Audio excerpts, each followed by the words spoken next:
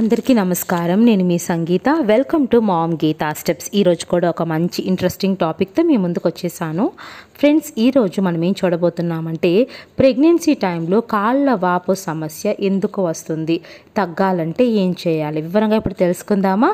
అంతకంటే ముందు ఒకవేళ మీరు కనుక మన ఛానల్ మొదటిసారి చూస్తూ ఉంటే తప్పకుండా మామ్ గీతా స్టెప్స్ని సబ్స్క్రైబ్ చేసుకోండి. సో ఇంకెందుకు ఆలస్యం, లెట్స్ స్టార్ట్ అవర్ వీడియో.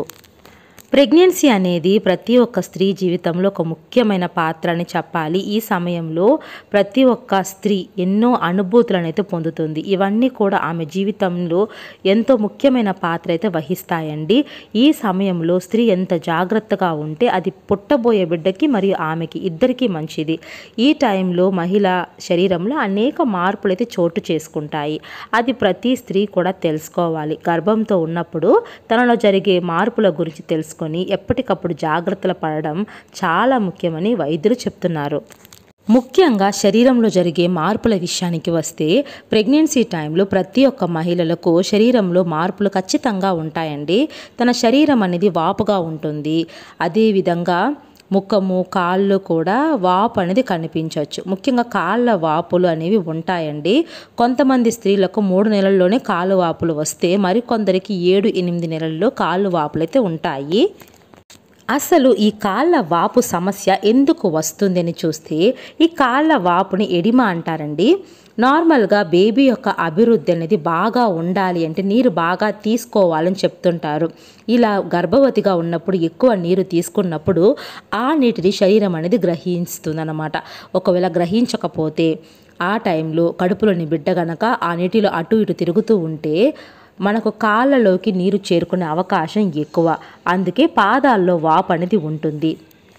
కానీ ఇలా రావడం ప్రమాదమా అని చూసినట్లయితే నార్మల్గా అయితే ఇది ప్రమాదాన్ని కలిగించదండి, బట్ ఇబ్బంది అయితే బాగా కలిగిస్తుంది. మనకు కాళ్ళ వాపు సమస్య ఎక్కువగా ఉన్న నీరు అనేది ఒంటిలో అధికంగా చేరుతూ ఉన్నప్పుడు ఊపిరి తీసుకోవడం కష్టంగా మారుతుంది. శరీరం అంతా కూడా అలసిపోయినట్లు నొప్పిగా ఉంటుంది. అంతేకాదు హృదయ సంబంధమైన సమస్యలు వచ్చినట్లు మనకు అనిపిస్తుంది అన్నమాట. కాబట్టి ఇలాంటి ప్రాబ్లమ్స్, ఇబ్బందులు ఉంటాయి. కాబట్టి ఇలా రాకుండా ఎలా జాగ్రత్తలు పడాలి, ఒకవేళ వస్తే ప్రాబ్లం అనేది తగ్గించడానికి ఎలా జాగ్రత్తలు తీసుకోవాలో ఇప్పుడు తెలుసుకుందాం. సాధారణంగా మనము ఎక్కువసేపు ఒకే ప్లేస్లో కూర్చున్నా నిల్చున్నా మనకు కాళ్ళ వాపు సమస్య ఉంటుందన్నమాట. కాబట్టి మీరు ఒకే ప్లేస్లో కూర్చోకుండా జాగ్రత్తలు తీసుకోండి. ఎక్కువసేపు కూర్చోవాల్సి వస్తే లేచి నడవడం లాంటివి చేయండి. రెగ్యులర్గా మీరు వాకింగ్ మరియు చిన్న చిన్న ఎక్సర్సైజెస్ చేయడం వల్ల కూడా ఈ కాళ్ళ వాపు సమస్య తగ్గుతుంది.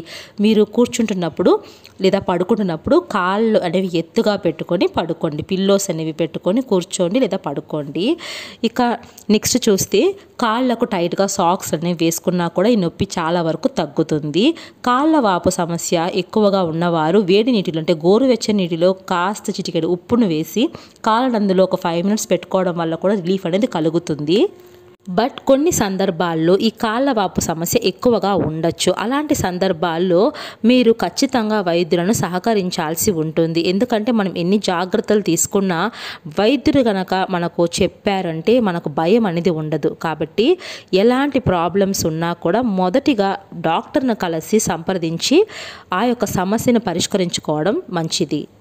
ఐ హోప్ ఈ వీడియో మీకు యూస్ఫుల్గా ఉందనుకుంటున్నాను. యూజ్ అనిపిస్తే please like, share and subscribe. Thank you so much for watching.